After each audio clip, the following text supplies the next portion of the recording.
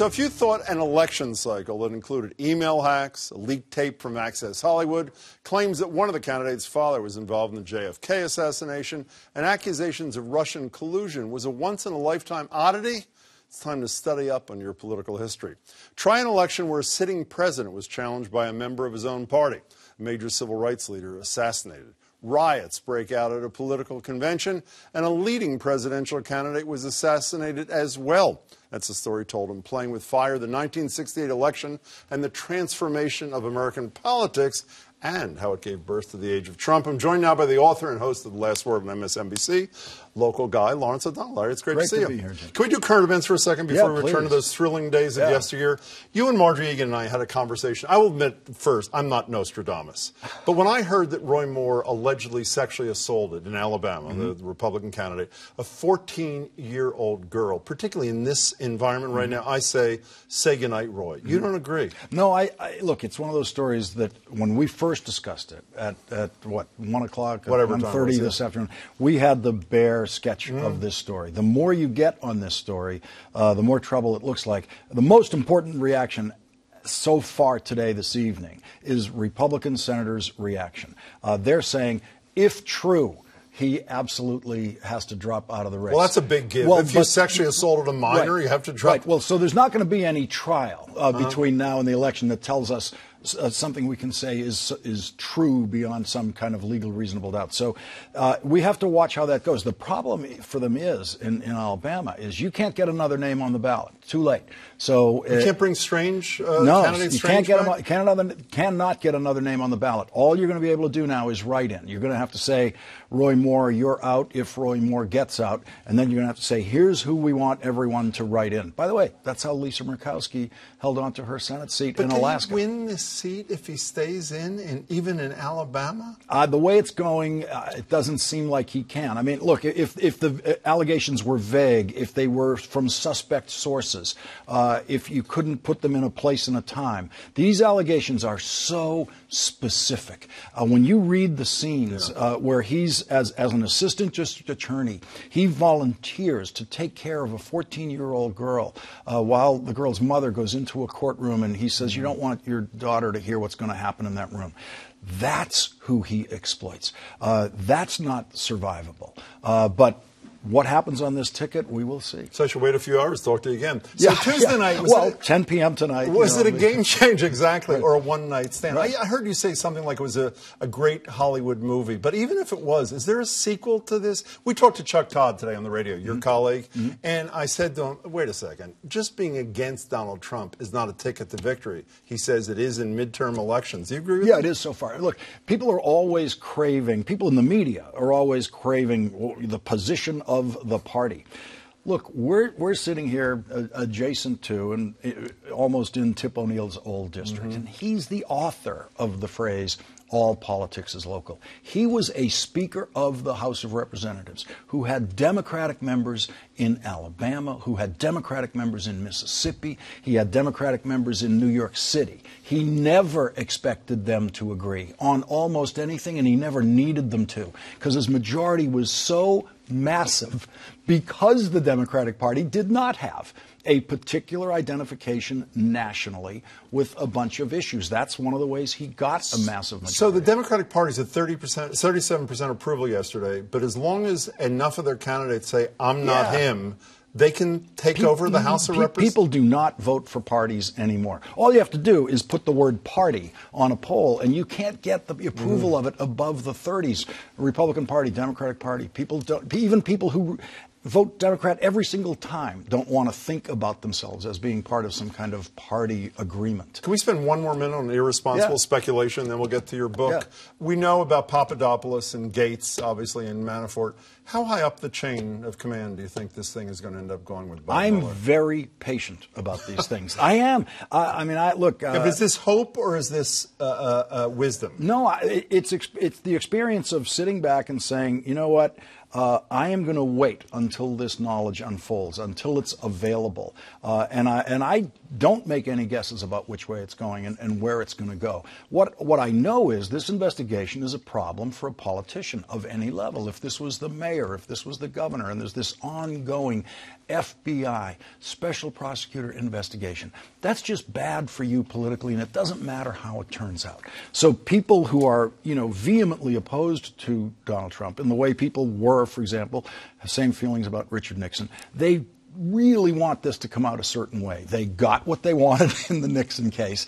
Rhythmically, the body rhythms of this feel so similar that people are craving that, 40 people get sentenced to prison, which is what happened with Nixon. Perfect segue. The subtitle, 1968 Election, the Transformation of American Politics. You argue in this book, I think pretty convincingly, that many of the seeds of Trump Nation were planted in 68. Give me a couple of those seeds. George Wallace's campaign manager tells you in this book that when he was listening last year to Donald Trump, he was listening to George Wallace. His name is Hayseed or something? His name is Tom Turnipseed. Apologies. Beautiful Alabama name. And he, by the way, became a civil rights lawyer and renounced all that segregation stuff later and really lived an honorable life after all that. But he says that Trump was going right into the spot of the Wallace voter. And Wallace was the first independent candidacy that we saw get any traction at all, third-party candidacy. When you see Nixon talking about law and order, which he did, he got that from Wallace. Wallace started to say in 67, I don't talk about segregation anymore, I talk about law and order. Nixon heard that, law and order. Every Republican nominee since then has been the law and order candidate. That's what Donald Trump claimed to be. There's so many similarities. And Roger Ailes, we talked about today, was sort of born a little boy. What was it, Mike Douglas's studio? Roger Ailes was a 27-year-old executive producer, which is kind of amazing, of Mike Douglas's talk show at the time. He meets Richard Nixon at that talk show. Nixon says, why am I doing a silly talk show like this? Ailes gets mad at him and tries to explain to him the importance of appearing in a non-political venue on TV, and then gives him a big lecture about TV and how wrong Nixon's been about TV. Nixon loves it, and he pulls Ailes into his presidential campaign. Ailes helps Nixon get elected. He helps Nixon get reelected. He helps Ronald Reagan get elected. He helps George H.W. Bush get elected. And then he creates Fox News, and Fox News supports every Republican candidate everywhere. Without Fox News holding Donald Trump up through every valley that he went into during that campaign, Donald Trump would not be president tonight. Without Roger Ailes and Fox News, we would have a different president. There was another thing that was given birth to in 1968. One of my favorite documentaries of recent times. You talk about the two of them. Best of Enemies, Gore Vidal and William Buckley. Here's just a little snippet from this terrific film. As far as I'm concerned, the only sort of pro-crypto Nazi I can think of is yourself. Failing that, I would only say that we can't have now listen, you the right of assembly. Stop calling me a crypto Nazi. Let's stop calling names. You in your goddamn face, and you'll stay plastered. You say premeditated confrontation bought and paid for by the networks is born. It was. This was the beginning of this. You can watch that every night on CNN. This is professionally orchestrated argument TV. They got Bill Buckley, ABC got Bill Buckley first, under contract to do this, 10-minute debates every night of both conventions. They said to Buckley, give us a list of who you'd, on the other side of liberals, who you'd like to debate, and also tell us who you would least like to debate. The name he put as the last person I want to debate is Gore Vidal. ABC said, let's get Gore Vidal. They arranged that. Two of the smartest guys on the planet, absolutely, we should say. And sophisticated. And Buckley ended up in an outburst calling, using an anti-gay epithet to Gore Vidal.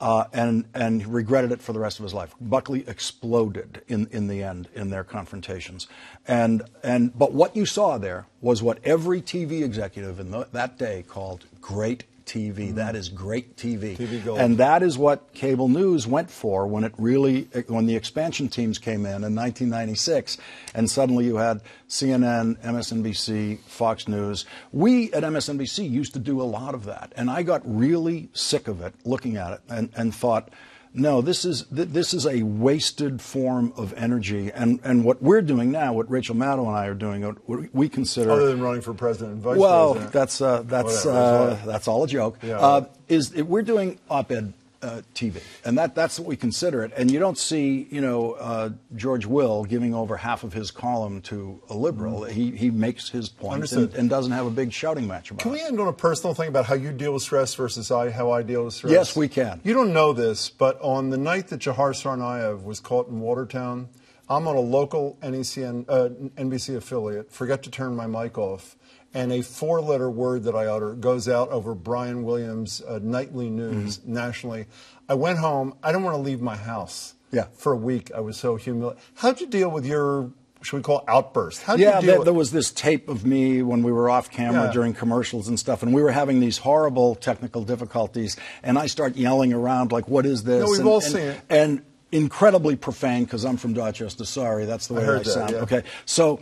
And there's all this yelling, the control room's yelling, everybody's yelling. And I acted horribly because I didn't know how to handle it. Well, you've also apologized. I said right away, a better person and a better anchorman would have had a better reaction, and they all would. And were you okay the next day? Because I wasn't. No, it's horrible. It was a horrible, dark valley that I went into, and I thought about all the poison in my system that comes out in moments like that and where it comes from, and I thought about my father and my grandfather. I'm telling you, I went very deep and dark for a long time. The horror of it was I had to go do a live TV show the next night at 10 o'clock, and I couldn't let any of that come into it. But yeah, it was horrible and humiliating, and it set me back a long way, and I've done a lot of thinking about how to never let any of those sounds come out of my voice again. I bet you Except when I'm yelling at my brother on the boat and he can't hear me from far I'm going away. to see you in the valley someday, I'm afraid. Larry O'Donnell, your book is terrific. Thank you very Thanks so much. Really appreciate your time. Book again is Playing with Fire, the 1968 election and the transformation of American politics.